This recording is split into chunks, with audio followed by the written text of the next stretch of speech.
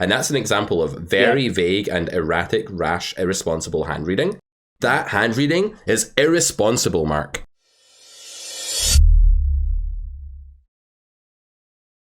Welcome back, ladies and gents, to From Losing to Cruising. Today, it's all about hand reading. We are going to be giving Mark a hand reading masterclass, which is basically finding the right level of specificity with which to talk about somebody's range. Like, we don't want to be too general, as we said last time. We don't want to be too specific, but we want to capture the parts of hand reading that really matter. Anything to say, Mark, or shall we dive right into this exercise? No, I'm excited. Let's go. Let's go. So King Jack, these are again hands you played from that recent sample that you sent over. We have 2.2 big open. We have a flat from another weaker player here in the cutoff.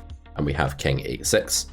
I'm not going to start hand reading at this point. I want to show you guys out there and you, Mark, a really clear example of something to avoid, something that's actually quite a bad protocol. And that would be when students are like, oh, villain's range is Queen Jack. Villain's range is ace-5 of clubs, it's 7s, it's 4s. Like, you don't need to go into detail at this point. This isn't a relevant splitting juncture. You should have a vague feel about what villain's range looks like here just by knowing what a cold caller has.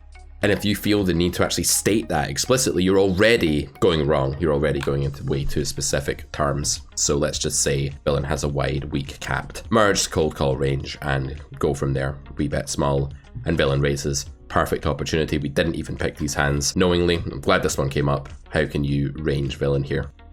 I think fish don't like raising, so when they do raise, it's typically strong, less bluff, and more strong hands. Okay, so again, what you're kind of doing there is going into intentionality a little bit, like fish don't like he's doing. You do have this habit to get a little bit too sort of psychoanalytical about what they're thinking, and I don't think you need to do that. I think what you can just do here is say, fish have they under bluff when they raise. Maybe that's something we could say, although it's not true of all fish, but it's like they probably under bluff with respect to the low EV bluff part of their range, like the kind of air hands that you're meant to raise sometimes, possibly. But I think that's just one aspect of the range you're facing here, is that there won't be like that many combos of like Queen 5 of clubs here, like hands like that probably won't raise a lot. But actually, I'm not sure. Like, I think there will be some fish here that do just click it back randomly with some bluff hand that they shouldn't even do. So I'm not even sure I agree in this spot, because the thing is about this spot, you're not meant to be bluffing here with like Queen Jack of spades ever. I know you can't have that when you have the Jack of spades, but you're not meant to be in theory. So if he's ever doing that, he's actually over bluffing with that combo. What else can you say about this range? Like, what other describing words could you use to talk about it? Polarized? Okay, I disagree with that wholeheartedly. Okay. Well, think about it. You're a random fish. You rock up to a game. You know, you've got your pint and your cup of tea, like in one hand each, and you've got your fucking bowl of fries on its way, and you're sitting there spilling like ketchup down your top and stuff like that. Like, are you polarizing? Are you like, I'm only raising really good hands and really bad hands, or are you just raising a random array of stuff? Probably the latter, yeah. Yeah, so like King X is going to be in there, like King 10 is going to be in there, like 10s are going to be in there, 8-7 is going to be in there from time to time. Definitely not a polarized action at all. Okay. A polarized action is when a reg raises you big out of position on King 4-4. They're like, I have a 4 or I have a bluff. This is very much the opposite of this. We need to get out of this habit of saying that actions that are aggressive are always polarized. They're not. This is very mergy. It's very sort of strengthening but mergy, I would say. So again, we don't want to be too specific here when we're hand reading. This is like rule number one of hand reading. You don't get overly specific. You just say it's weak, it's merged. Okay, it's not weak, it's like kind of mediocre, it's merged. It shifts towards something that's connected and away from something that hasn't connected. And it leaves you with the decision of, do you call or do you 3-bet? So if this is actually a merged range with lots of draws and weaker King X in it, what do you notice here about this SPR, your position? What could we say you could maybe do here? Can maybe raise, but I don't feel like that my hand is strong enough. But I get what you're saying. Against a merged range, maybe it is. Well, let's discuss investment ceilings. What would be a reasonable investment ceiling for this hand? How many big blinds? By the end, maybe overall size of the pot, 20 big blinds. I would say bigger. Like, I think you can felt 36 big blinds or whatever this is here in one way or another pretty happily, as long as you're confident that your opponent has plenty of draws. Note that you have the King of Hearts. This is a beautiful card to have, because it means if villain has a draw, they have one less out they can hit, right? On a paired board, that wouldn't be true, as someone correctly pointed out last time and actually embarrassed me. They were like, Pete, you were so wrong there. The board was paired. You'd make a boat if that heart came, and he was so right. And like, I got slain. I got slain. So yeah, we go for this bet. We get this raise, and then it's important to understand that our hand is actually still quite high equity. And no, that might not be sufficient for 3-betting at 100 BBs deep. But because the investment ceiling is like internally capped here by the stack sizes, we can't lose more than 36 big blinds, while we can rush value against worst king X, draws, 8x, pair plus draw, etc. While also, okay, can't have top pair plus draw here, but you get the point. While also, you know, knowing that we can never actually like go effectively broke for a stack with this hand or even half a stack. So my inclination here is just to 3-bet, just get the money in. I don't expect villain to have that many really low EV bluffs, as you say. So what exactly are we slow playing against here? Like a flush draw, we're better off just fast playing. If he has king 10, we're better off fast playing. You know, if he has a straight draw, we're doing fine by fast playing. Urgency is quite high. I think we can just 3-bet here. I really do. But you are a bit too passive overall in these situations against weak merged fish ranges. Now it's not so clear to me. They bet again. This may be quite a big sizing for villain. I think you can still jam. Yeah, I'm pretty sure you can still jam here, actually. In fact, we definitely can. Same concept as before. You're only risking this many big blinds. They can have worse top pair, second pair, draws galore. Double flush draw, I'm way more inclined to jam than I am on single flush draw. The fold equity is more useful. But since this is a hand reading class, what do we say about this range at this point? Well, we can say that it maybe polarizes slightly. Like maybe the 8x part isn't as relevant now, but it's still there. Yeah. Maybe the 10s aren't as prevalent, but they're still there. There can be a polarization effect while that effect is still very minimal. We are not committed to these black and white terms that people think we are, where we have to be like, is he polar, is he merged? No, we can just say there's a slight polarization effect, but he's still quite depolar. Gradable is the word, exactly. Hand reading. Now what do we think? The jam. Now what do we think? The jam. I mean, the hearts are heavily blocked with the king and the ace on. That's not hand reading. As well. No, I know. I'm just trying to think it through in my head. Okay. Hand reading, they're definitely now more, they're polarizing. Agreed. Like, I think they're either telling me that they have a flush or nothing, air. So, and I think having the king here is a good card to have, because it reduces down quite heavily the amount of flushes that they can have. So I'm hoping I call here. I think this is just a call. I have to win 1/3 of the time, and I think given blockers, I think I will be winning 1/3 of the time. Okay, so this is all very good, and the questions you're asking, you're answering very well, but what have you completely neglected to ask here? Which step of the exploitative thought process have you totally missed? You talked about hand reading, and then a bet. So you talked about like, it's polar, which is nice, but this may be too vague to just stop there in this spot. And then you said, it's polarized. I have a bluff catcher. I have a really good bluff catcher, so it's a GTO call. I'm going to call my good bluff catcher due to GTO-based factors like blockers. I think. But this guy's under bluffing. Is he? I'm not disagreeing. I just want you to analyze it. Yeah. Why do you think that? It's the right question to ask, and it's absolutely the step that you should have brought up. Is it bluffed or under bluffed? Is the line bluffed or under bluffed? It's triple barrel. They raised and then turn. Okay, they're short stack, but raise flop and then barrel, turn and river, and the flush comes in. I would expect it's under bluffed, yeah. Yeah, so it's a lot of hoops to have to jump through with a bad hand, like to click it back flop. We already said we didn't think they were using many low EV bluffs on the flop, so like we thought that the fish might not raise enough with something like a gutter compared to what a reg might.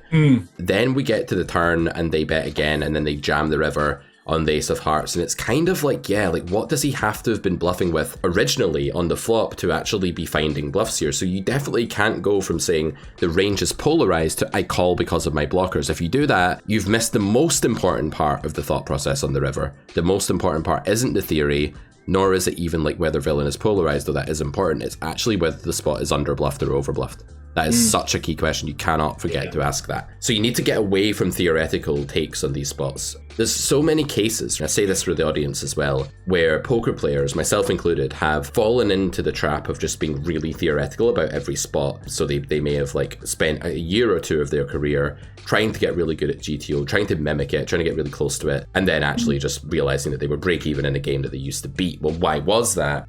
Typically, it's because they stopped actually asking what's my true EV against my opponent's range and how do I exploit pool here. Mass data strategies, coaching for profit stables, all of this data-driven stuff is way more successful for win rate building than theory is. And that's not to say that theory isn't great. Theory is fantastic as a base, and it's great that you've got that theoretical base. But what you've got to do now is start doing hand reading. Like you actually, in an exercise about hand reading, the question of whether this is overbluffed or underbluffed, that is the hand reading. That's the gist of the hand reading in this spot. Yeah. So I kind of agree with you. Like, there's a little bit of 5-7, 9-7, 10-7 here the villain can have. If they're a very aggressive fish, I would just call, because it's possible they're just merging an 8 or something. The thing that makes me want to call here is that this player is probably quite volatile and may just be merging like 6x, 8x sometimes. I think though it's very close to a fold, just because most people won't be doing that. But if you do see an aggro player here, I'd say it's a snap call down. But against someone more placid or someone unknown, yeah, I'm very fearful for your chances here, because I think in GTO it's only a slightly winning call down. Yes, the King of Hearts will give you a couple of BB net profit here when you call down with it, but I don't actually think it's a massively good blocker. And another reason for that is that King X of Hearts, there aren't that many combos of that. Like, there's the King Queen, King 10, King 9, but what other King X is called calling pre? There's not loads, right? King Jack maybe. But yeah, I think a call in theory, in practice, I think it'll perform a bit worse than that. But there will be some fish against whom it's very winning because they just have nothing. But yeah, I'd probably fold here against an unknown or a passive and call against a maniac. That would be my line. Yeah. Okay. The structure of your thought processes is literally the thing that's letting you down. You're just like, you're answering random questions that aren't actually central to EV. Always ask yourself, and do this week when you're training, ask yourself, have I actually captured the factor that really dictates my EV in this hand? And if not, you need to ask yourself, how do I redirect my thought process here in future? Okay, you can call, you can 3-bet here. It depends on who villain is. It depends on what you roll. If you're mixing, we go for a check, villain checks back, and we turn to pair. What's your sort of hand reading for this flop check? How would you apply hand reading to this action? I think villain's range condenses when they check, because they would be betting their strongest hands and their weaker hands, and I think it puts them more towards a more condensed range. And do you have a feeling for like whether there's any imbalance there, if people are constructing that properly as it's meant to be built in GTO, or are they doing something different? Are they deviating? This is another useful question in hand reading. Are people deviating accidentally from theory? I would say people are maybe not betting king and 4 enough that they should be. So they're checking more king and 4 than theory. And that's probably... I agree. Because like you could ostensibly just bet small with everything here, right? That would be a valid strategy. Yeah. And I think if people have nothing here, they're very likely to bet. And if they have a good value hand, like good top pair plus, they're very likely to bet. I agree that this is in practice, although it's meant to be quite condensed, it's going to be even more condensed than it's supposed to be. And people are going to move away from hands like ace 10 that are meant to check, away from hands like jack 10 that are meant to check sometimes. They're not going to have that very often. They're going to have too much king x, too much 4x. 4x is actually meant to bet really often here because of how useful the fold equity is when you have such a low pair, and because of the live outs for trips and 2 pair that are really valid as well. But generally speaking, people are going to be more like pocket 9s king x here when they check. So I agree, it's a very condensed range. Now, step 2. What should you do in the turn in theory? And how are you going to adapt that now based on the hand reading that you did on the flop there? I think, first of all, what I would do in this position is I'll be betting now with the I'll be polarizing. I want to, if villain is condensed, I'm going to build a polarized range here, and I'm going to size up against that range. So the ace 5 will fit into that. So I think I should overbet here. I hope I did. Is theory going to say that you have to bet here, or that you could check? I think I have to bet here. No, because you're out of position, you can check raise. So if you can ever have the chance of check raising instead of betting, you are allowed to do that. Okay. The only time you'd have to bet is in position. Right. Okay, so theory says you can bet or you can check raise. Do you agree with that in practice, or does the hand reading you did on the flop swing us there towards one player or the other? I think it swings me towards betting, because I think they're less likely to bet those hands on the turn. So. Good, yeah. Just overbet, it's fine. You can stick to your game plan here. Here's where people get into trouble. They'll say something like, I don't want to overbet because I think their range is too capped. But the thing is, when they're bluffing, they still don't overbet. And it's like, well, either overbet's better now as a bluff or it's better for value. You can't reject it as both. You actually want to use an overbet, at least in some capacity, even if that's in an unbalanced way. I disagree that just because people are capped here, that they're necessarily going to like drastically overfold to overbet. Maybe they overfold a bit, like maybe overbet is overfolded to maybe their arguments for betting a bit smaller here, like B75 or something. But yeah, this is the principal theoretical thing to do. But we're only doing this pure because we think villain is too condensed. We're not doing this pure because it's pure in theory. It's actually a mix of check raise and overbet in theory. Good. villain calls, and I think now you need to consider value betting and sizing, and to do that there's one theoretical concept we should try to figure out here, and this is in part due to hand reading. Hand reading will help us figure out that golden concept that we need to be thinking about before we pick a value bet or a value bet size. And that concept is, what do you think? How much equity we have? Exactly. So how are you going to use hand reading to determine the rough equity so that you can pick the bet size, or if there's going to be a bet size at all? I'm not sure how good the jack is for villain. It creates some straights, but I don't think he calls queen 10 on the turn against an overbet. So unless maybe it's the queen 10 of clubs exactly. So I think I have a lot of equity here. I think I have maybe 80 or 90% equity. Yeah, I think that's reasonable. Queen 10 will also bet flop more often than it should by our flop analysis of hand reading there. Yeah. So we can definitely go back and use the hand reading that we did on a previous street to now help us out on the river, kind of keeping that in mind. You know, good poker is all about keeping thoughts there so that if you need them, you can grab them again without like obsessing about them. It's about being very fluid and willing to pick out the most relevant factors without you forcing yourself down one narrow path.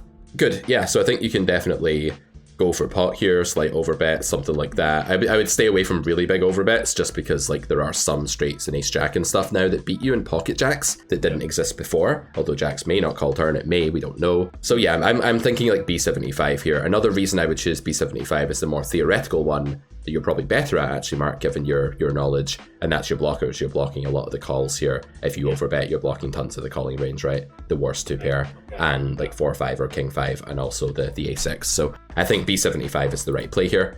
I don't like this overbet because one, your equity's gone down a bit, and two, your blockers aren't really right for it. So I'd avoid this. Yeah, I'm not taking that into account. I mean, yeah, here it works out.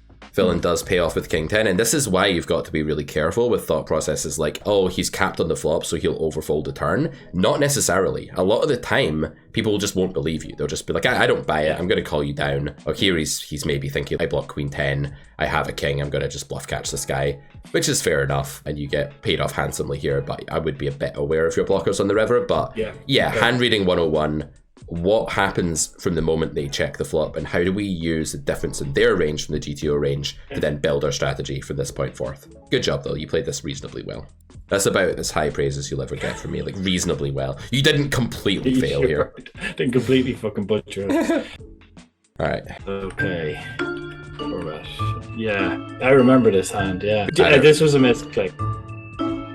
This is a misclick. I remember it. Yeah. It better have been a misclick, Mark. You better not be bullshitting me and the audience here. No, I'm not lying. I don't believe you. I believe you. It was a misclick. I remember it. Some students would lie to me here. You're such an honest guy, and YouTube knows you wouldn't lie to them. They know, and we all believe you. But if you were anybody else, if you weren't like this gem of a guy that you actually are, we would not believe you in this spot, would we, audience? Leave some comments. Let us know what you think. You should jam kings. It gets lots of protection that's useful, and yeah, we don't want to slow play kings. We can slow play aces, we can't slow play kings, right? Different spot. Yeah, and I would slow play aces in that spot for sure. In position. So, and then I jam. So let's talk about the jam here, because this one is actually less clear to me that this is now a jam. How do we is there any hand reading we can do here that's relevant? Like, what do you think is the difference between, first off, this 4-bet range and the 4-bet range of a solver? Let's start with that. Again, a good way to do hand reading is by saying, how does the range diverge from that of the GTO robot? Just go back. So so it's low jack, hijack, yeah? I'm hijack, or I'm cut off. Cut off against hijack, yeah.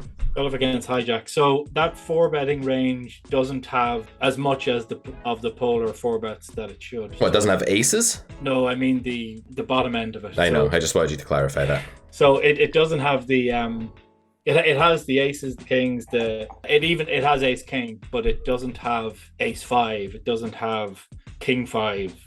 These, or even ace jack off. That sort of stuff. Okay, so ace jack off isn't meant to be in there, but it's lacking the bluffs. The bluffs exist at a lower frequency than they're supposed to, and it's very important that you use gradable language here, because I'm a big believer that as a philosopher, or philosophy grad, I shouldn't call myself a philosopher, but as someone that's been trained to think kind of rationally, I'm a big believer that the way we express something actually formulates a big part of that thought, and then when we then go on to use that thought and tie it into future thoughts, if we've formulated it too strongly, too weakly, inaccurately, it can butcher the entire equation that we're about to do. So when we say doesn't have ace jack suited or doesn't have ace five, that's too strong. What we should say is that these hands are underrepresented in the pooled range compared to the theoretical range. Okay. Then it's even more important that we fast play, because then we're just getting it in a lot against something we're doing well against. Okay. Given that they don't have a lot of bluffs in their range pre-flop here and they're under bluffing in general, I'm actually a bit more okay with the jam. I do think the jam is like borderline not very necessary, because the fold equity here is not really useful. I'm not super worried about just slow playing this spot, and I think the most natural way to play here is not to build a raising range. Okay, but just against that sizing, is it?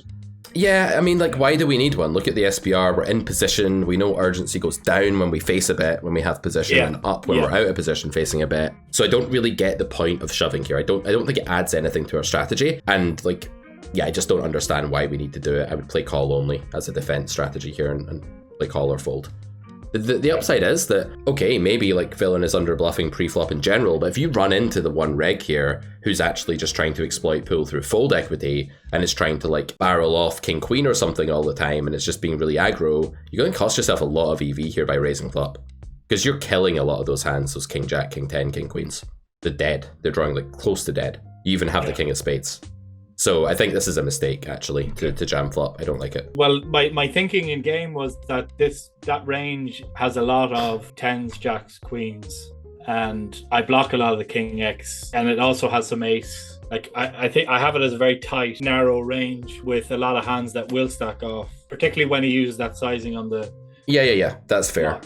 So you're kind of saying I block a lot of bluffs anyway. They have a lot of queens here and stuff like that. I don't really want to... I guess, like, my objection is that you're going to stack these hands anyway by calling it this SPR, almost always. That's my objection to your logic. Keep the bluffs in. Basically. Yeah, if I was at a different SPR here where I really had to pot build or something, or I was out of position and couldn't rely on like having control of whether action goes in on the turn or not, then I would be more on board with that being a really decisive thought process. But I think the fact that, you know, you can just like bet turn if check too small anyway, and villain can...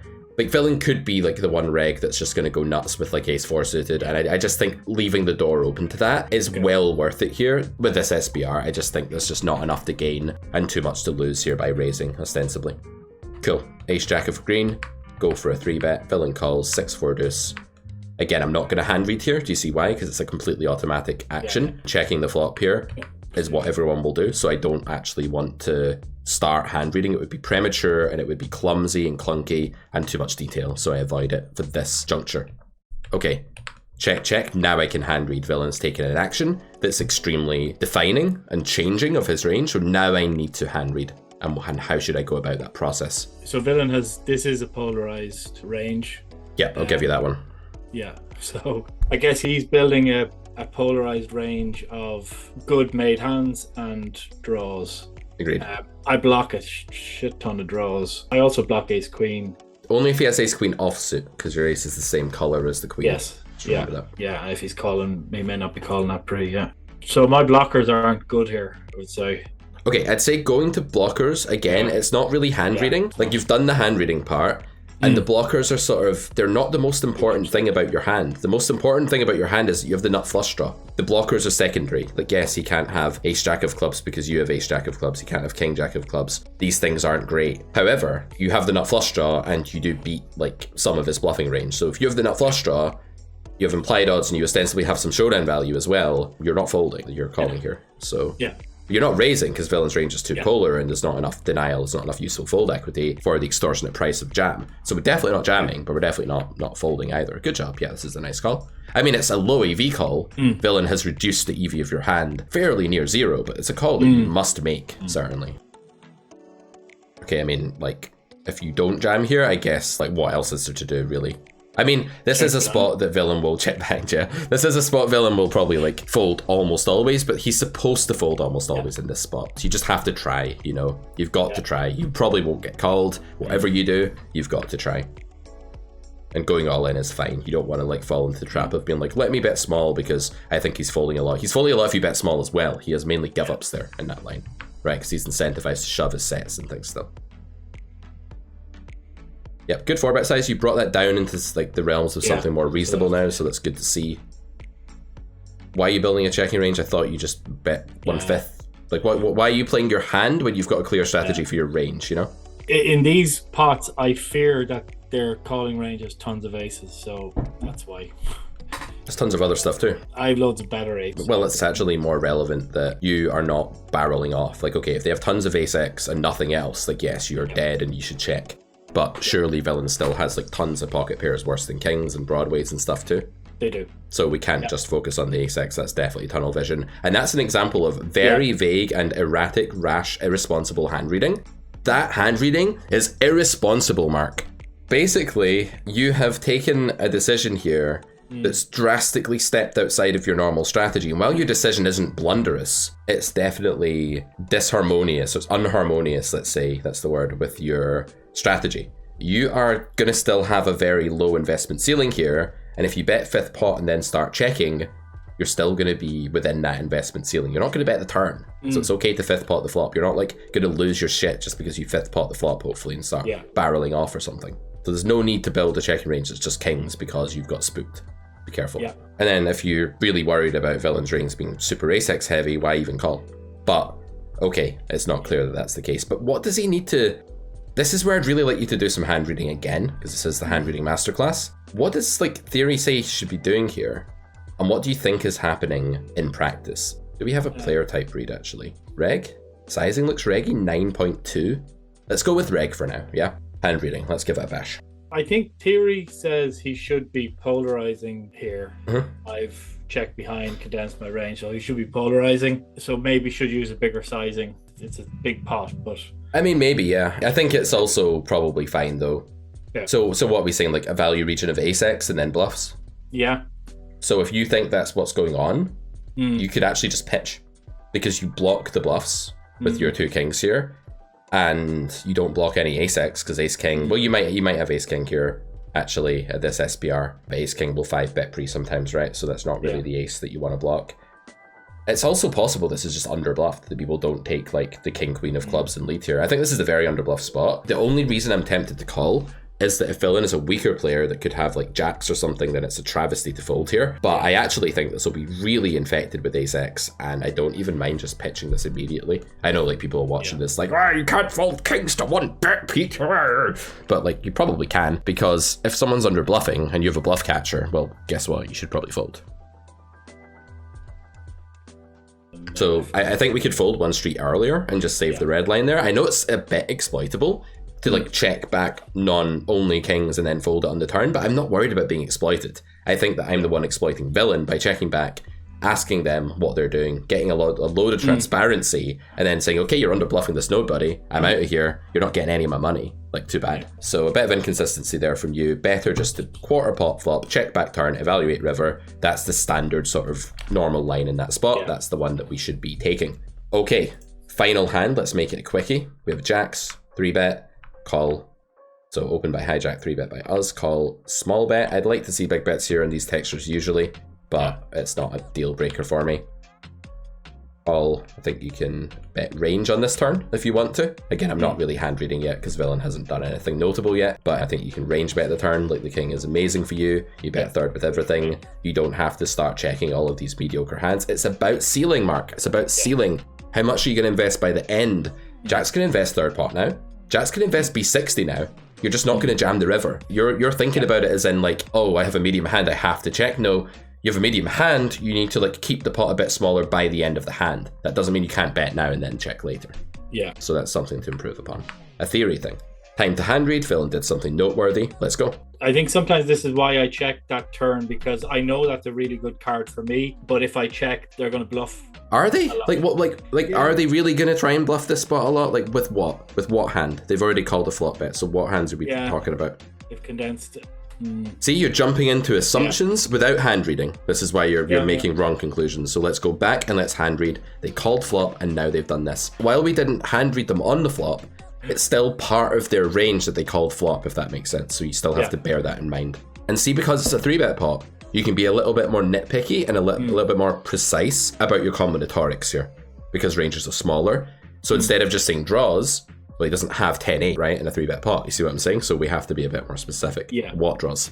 Yeah, I think diamond, so ace, queen, ace, jack, ace, well, we have ace, jack of diamonds, ace 10. But just a handful. King 10, yeah, a handful. King's a pair that beats you. 3 or 4 or 5. Not I don't even, know. like- Does queens tens not queens or tens? Do they stab? Seems unlikely unless villain's a bad player. Yeah. Could be, but if they're fish, maybe. And against the fish, like, okay, queens beats us anyway. So again, like queens or tens as a family, like one of those beats us and one of them doesn't. So it's a little bit confusing to like posit that as a family of hands. So what are we saying? We're saying draws, but not many combos. We're saying value region of things like sets and king X of spades and king X of diamonds, stuff like that. And then like a few bluffs. Like this is just such a clear fold to me because 1, you block diamond draws and spade draws. 2, villain is condensed flop. I just don't see them doing a ton of bluffing here, although they could have like ace queen or something like that. Like ace queen they just peeled flop with maybe, but just not enough combos. Like I really think that jacks with these suits is like really bad to call turn with here as theory goes. And yeah, I think people will struggle to bluff enough after they've condensed. Generally in poker, if you leave someone's range wide, you check them on the first street, they have an easier time over bluffing. It's quite hard for the player pool here to over bluff when they've already filtered a bit on flop, even though they didn't filter massively. So I'd be a bit careful about that turn call. I mean, it's maybe okay. And if villain is like loose fish or something, I would definitely make it. But against the reg there, I'd be a little bit worried at these stakes that the regs are under bluffing this node considerably. So it really depends on player type, what you want to do there. What was the open size? Because that's often a clue. 2.5, so that's ambiguous. Against fish, you call turn and you sort of cry. But the best play is just to bet turn because you'd be betting so much of your range here. Like that would be the most normal play. This works out for you. I don't want you to take great satisfaction from this because we can get the right result with a dubious line sometimes. That's the way poker is. Okay, so hand reading, to summarize, is all about figuring out at what juncture you want to start hand reading. Don't just do it randomly when you already know what the range is. There's no point spelling it out when you know what it is. Secondly, we want to not be too specific but not too vague. Thirdly, we do want to talk about the divergence of a range from GTO. Why is that happening? And what do we do about it? And fourthly and finally, we want to put all of this together and ask what's the best play for us to make in EV terms, given the hand reading that we have done. Hopefully this has been a useful session, not just for you, Mark, but for those fans of yours at home as well, following along, railing your journey from losing to cruising. Anything you would like to add? No, that's all. I needed some help on the hand reading, so I have some good tips there to work on this week. And as I said, I'm gonna try to 1-2 table rather than 3. I've been 3 tabling mostly the last while, so I have some good guidance to go forward with. So I'm looking forward to that. I'd even go back and watch this again, just rewatch this video. Yeah, absolutely. Let me just see if Charlie wants to come say hello. All right. He's a bit shy and he's camera shy, so he's a bit sick today. So next time. Yeah, absolutely. We would love to see it. Leave a little comment down below if you'd like to see Charlie, Mark's son, cameo on this YouTube series. Do let us know in the comments. Do smash the like button. We will try and make that happen. Mark, you've already got so many fans. You're going to have like crazed women queuing up outside your house in no time, like screaming in the shrill voices. Like Boyzone fans. Remember like Boyzone back in the day? That's what you're going to have outside your house if you keep this up. Yeah, my wife would be thrilled. All right. Thanks, All right. It's been a useful one. Guys, you know what to do. It's Carrot Corner. If you like the way we teach the game, you can check out my coaching services over there. You can check out my courses, carrotcorner.com. Until then, see you in the next video. Bye-bye. Cheers.